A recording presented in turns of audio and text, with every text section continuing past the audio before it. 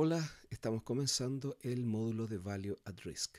En esta primera parte vamos a revisar las distintas metodologías de cálculo del Value at Risk y vamos a dar un ejemplo de cada una en Excel.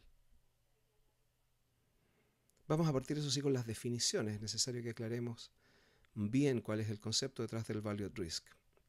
Luego de eso vamos a partir con las metodologías. Vamos a hablar de modelos sin supuestos y en particular de la simulación histórica, para luego pasar a modelos con supuestos. Esto quiere decir con supuestos sobre el comportamiento de las variables de mercado y o del comportamiento del valor de los instrumentos. Y en particular vamos a revisar los métodos paramétricos, que es como todo partió con el método que hoy día se llama delta normal. Y finalmente vamos a revisar el método de simulación de Monte Carlo, que mantiene al menos una parte de los supuestos del método paramétrico, de los métodos paramétricos. Partamos con las definiciones imprescindibles para poder avanzar en este tema. ¿Qué es el Value at Risk o VAR, como se le conoce, como se dice usualmente? El Value at Risk es la máxima pérdida que puede tener un portafolio de instrumentos financieros en un horizonte dado de tiempo y con un cierto nivel de confianza. Esto suena bastante extraño, así que vamos a tratar de aclararlo con un ejemplo. De hecho, con el ejemplo se entiende mucho mejor y con claridad cuál es el concepto detrás de la definición.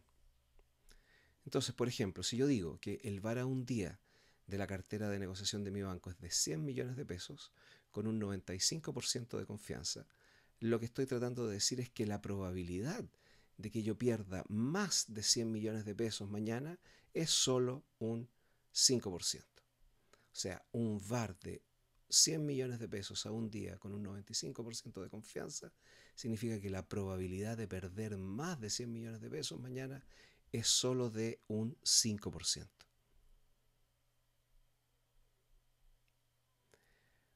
Para poder cuantificar esto vamos a asumir o adoptar un poco de terminología. Primeramente vamos a hablar de los factores de riesgo.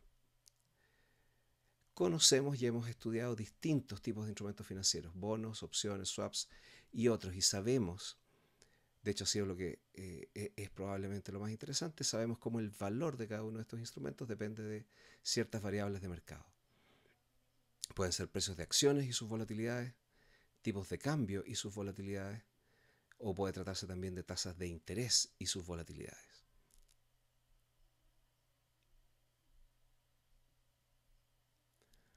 Ahora, en el contexto de la medición de riesgo y en particular del cálculo del VAR, estas variables las llamamos factores de riesgo del instrumento considerado. Y el concepto de factor de riesgo se extiende a todo un portafolio considerando simplemente el conjunto de todos los factores de riesgo asociados a los instrumentos que forman el portafolio. O sea, de manera muy sencilla, los factores de riesgo de un instrumento son las variables de mercado que influyen en el valor de ese instrumento, y los factores de riesgo de un portafolio es la suma, es el conjunto, la unión de todos los factores de riesgo que influyen en todos los instrumentos del portafolio. Muy bien, vamos a partir entonces con la primera metodología de cálculo de VAR, que es la simulación histórica. La simulación histórica hace parte de la familia de modelos sin supuestos, o sea, modelos o formas de calcular el VAR en las cuales no asumimos ningún comportamiento particular ni de los factores de riesgo ni de los algoritmos de valorización de los instrumentos que forman el portafolio. Entonces, definamos primero este concepto, escenarios futuros. Para calcular el VAR uno puede hacer lo siguiente: si generamos un conjunto de escenarios para cada categoría de variables de mercado, para las acciones, para los tipos de cambio, para, los, eh, para las tasas de interés, podemos determinar el valor de un portafolio dado en estos distintos estados de la naturaleza. O sea, si podemos generar muchos escenarios en los cuales tenemos cambios en los factores de riesgo, vamos a poder valorizar este portafolio y conocer su valor en estos distintos escenarios. Ahora, existen al menos dos maneras de generar estos posibles escenarios.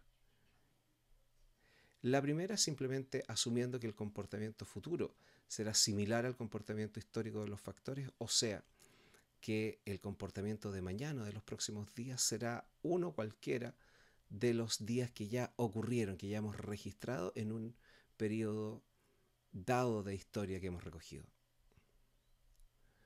O podemos imponer alguna estructura especificando que la distribución de probabilidad que los factores de riesgo asumirán en el futuro está dada. O sea, sabemos o podemos especificar la distribución de probabilidad de los factores de riesgo en el futuro.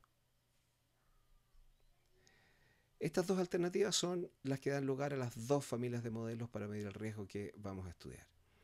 La primera es la familia de los modelos sin supuestos, en el cual solamente asumimos que el comportamiento futuro es uno de los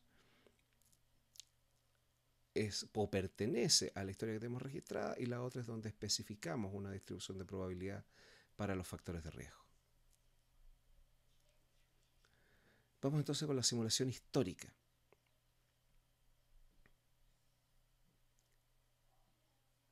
La necesidad de usar este método, aquí hay un poco de... la simulación histórica viene después de los métodos paramétricos y surge de la necesidad o de la observación de que los días poco probables, según los típicos supuestos de comportamiento de los factores de riesgo, son mucho más probables de lo que predicen las distribuciones que asumimos para esos factores de riesgo. Entonces, en la práctica, lo que significa esto es que observamos muchos más eventos extremos de lo que predice, por ejemplo, la distribución normal, que es el supuesto más usual cuando queremos imponer alguna estructura al comportamiento estadístico de los factores de riesgo.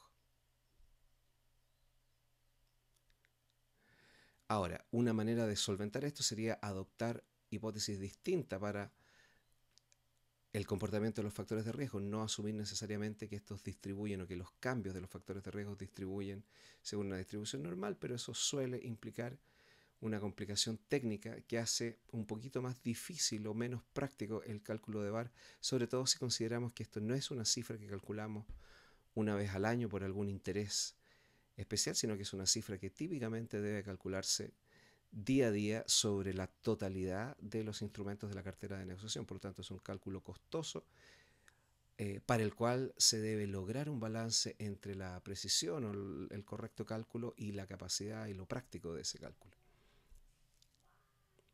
Entonces, sin necesidad de introducir modelos más complejos, podemos considerar directamente la distribución empírica de los retornos de los factores de riesgo, y de esa manera consideramos las probabilidades reales de los días poco probables y no complejizamos excesivamente el cálculo del VAR.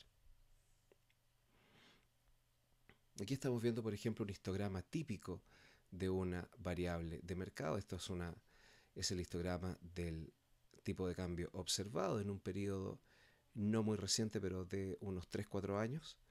Y vemos, por ejemplo, que hacia el lado izquierdo del histograma, alrededor del -4, -3.5%, tenemos un retorno que está muy alejado de los retornos medios. Lo que aquí se ha hecho, lo que aquí se está mostrando en este histograma, son los retornos diarios del tipo de cambio observado, o sea, los cambios de valor porcentuales del tipo de cambio observado, y vemos cómo tenemos un día en el cual el retorno es un poco más de -3,5%, de ser -3.75%, y ese día está bastante alejado de todo el resto de la distribución. Esto es lo que uno usualmente llama una cola pesada. Tenemos un representante de un día muy poco probable, para el cual, en el caso de estar utilizando una distribución normal, estaríamos seguramente asignando probabilidad 0. En cambio, vemos que ahí está, vivito y coleando, que aparece. Y para el lado de los positivos vemos también, no tan extremo, pero vemos 3 casos de retornos alejados de la media, uno alrededor del 2.63 y otros más o menos en el 2.1%. Estos extremos no se comportan como si esta distribución proviniera si este histograma, proviniera de una distribución normal. Entonces, ¿cómo se procede para solventar esto sin introducir demasiada complejidad de modelación? Supongamos que tenemos distintos factores de riesgo, P1, P. En estos factores de riesgo pueden ser tasas de interés, tipos de cambio, precios de acciones, eventualmente precios de commodities si tenemos un portfolio con muchas asset classes distintas. Y vamos a construir la matriz de los retornos de estos factores. Esta matriz R tiene en cada columna los retornos asociados a un factor. Por ejemplo, en la primera columna tenemos los retornos asociados al factor 1, al primer factor.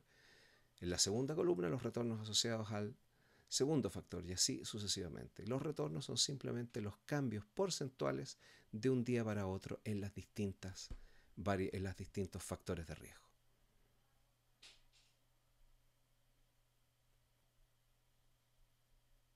Entonces, cada una de las filas de esta matriz, que tiene el retorno en un particular día de cada uno de los factores de riesgo, se puede interpretar como un escenario en el cual hay que valorar la cartera. Los retornos estamos libres de medirlos como queramos, y si por ejemplo, los medimos de forma logarítmica, entonces con esos retornos podemos encontrar el PDG de la cartera de esta manera.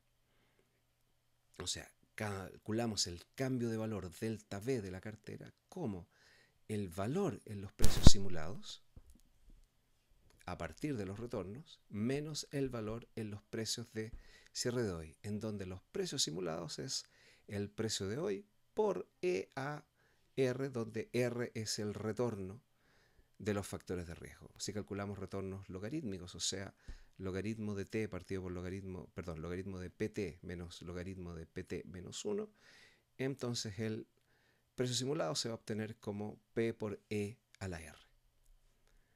Obtenidos entonces todos estos cambios o todos estos P&L o PIG de cartera, somos capaces de calcular el VAR simplemente a través de un particular percentil de la distribución de estas pérdidas y ganancias.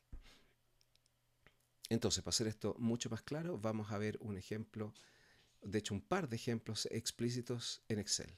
Vamos para allá.